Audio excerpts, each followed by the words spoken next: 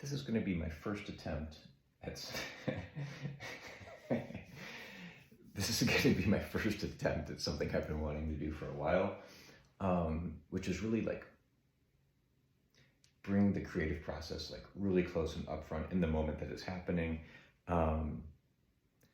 For a long time in my life, I felt like I wasn't creative. Then I started playing music. I still didn't feel like I was creative. Then I started playing in a band and we wanted to write songs, and so I had to become creative. And I had to work really hard at it, and I got some stuff, and like then we had a band and we had some good songs and stuff like that. And so I learned to be creative, with music. But what I found after that is much more wild. What I learned about creativity from playing in a band applied in so many ways to like the business world, but not just the business world, like creativity far beyond the business world. But what I came to see is that there is creativity in problem solving. And it's that creativity and problem solving where it was like, wait a second, there's this connection. You have an idea. You have this problem. Let's start with the problem. You have a problem, and it's a problem because you don't know the solution. You have to come up with the solution. You have to create the solution. And what happens is you start having ideas for how to solve the problem, and then you pick one of those things and you try to do it. And you see if that idea solves the problem. That's a creative process. And I think that, for me, that's like one of the most exciting things in the world, is just that process of like solving problems, seeing challenges, solving problems, and like really just trying to break it down and getting good at that. And to me, recognizing it as a creative endeavor, so that when you're in the process of problem solving, you say to yourself, I am creative. And if you think of yourself, for me, once I started to think of myself as creative, lots of things started to open up. And I became willing to try lots of things, and a lot of ideas. Well,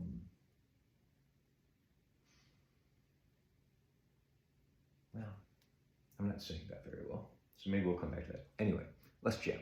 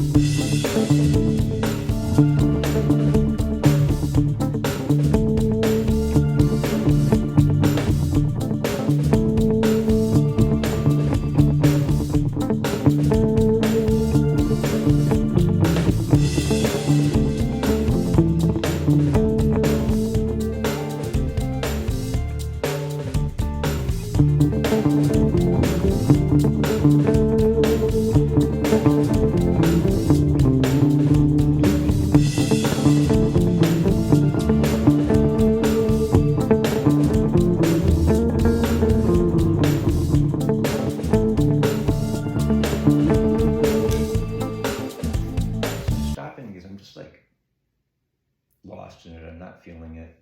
So I'm going to start over. So where I am in the songwriting process for this song is I've played on it for a couple, I don't know, 4 or 5 days. I spent an hour or two a night just playing on it and riffing on it and going to new things and then listening back.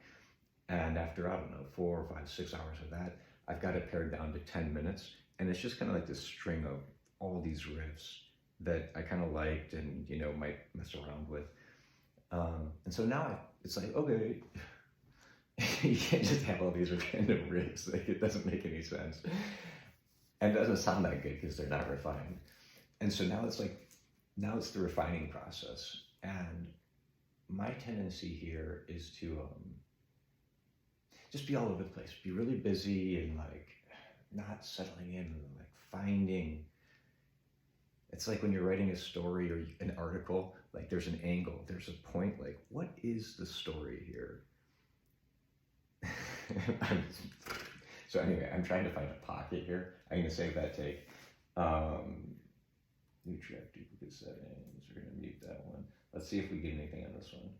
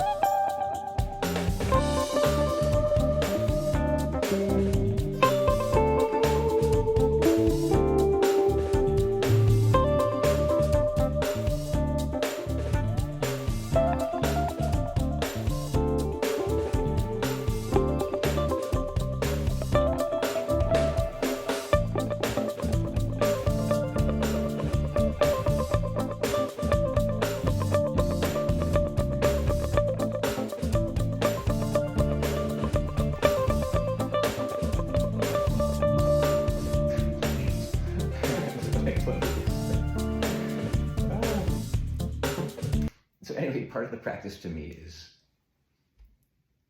you go through the ideation phase, coming up with lots of ideas, letting it be divergent, capturing them, capturing, listening back. And then once you get enough stuff, you're like, either that whole time you're just creating garbage, or at some point, if you've spent 4, 5, 6 hours, you have to say to yourself, is all I created garbage, or is some of it worth it, and I'm going to refine it? And so the challenge is, it's just so much easier to like wander off and like, you know, just noodle around like without feeling anything. But I think that's part of where meditation has had some, you know, there's this presence thing in meditation.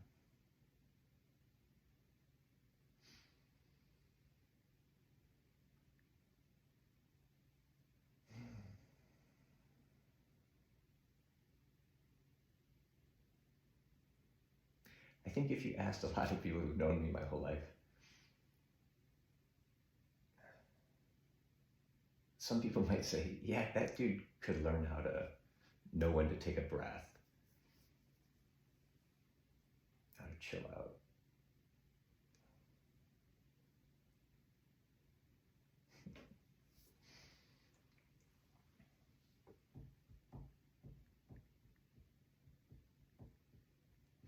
I think there's something more I want to say on that. Meditation.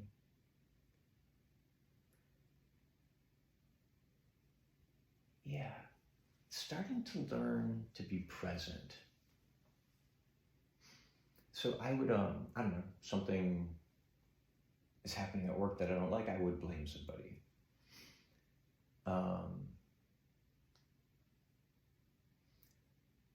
walking across the street and like you've got the right of way and this car, cuts in front of you too fast, even though you're like only like halfway in the intersection. It's not cool, but I get mad at that person. The grocery line's the classic one showing up, and let's say there's like, I don't know, 8 registers, but there's like 2 people at 6 p.m. So then the lines are like 8 people long, and there are all these like huge grocery carts. Like that moment, like really, like that one still gets me. But with the practice of presence, the recognition of it,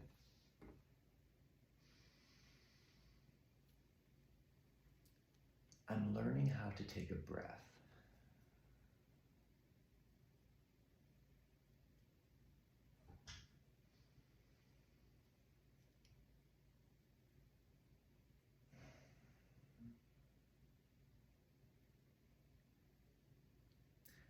Part of the creativity for me,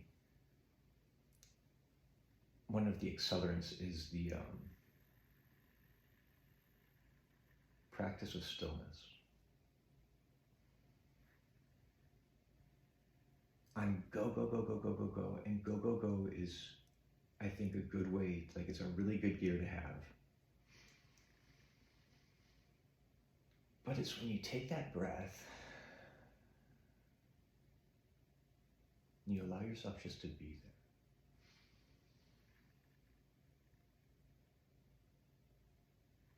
there. Oh, there are some creative gold in that. Coming into presence so that you just silence the mind some, like you don't get it totally silent. The mind's always talking, as far as I know.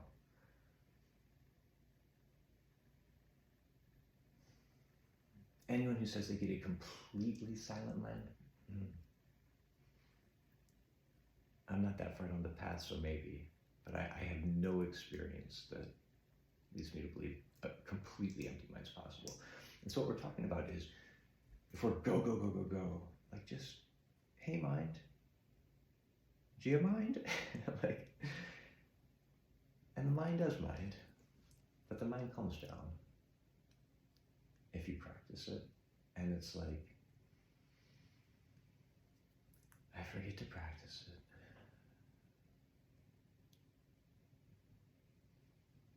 But I go back to it enough. I've gone back to it enough where I feel like I'm seeing like real improvement there. And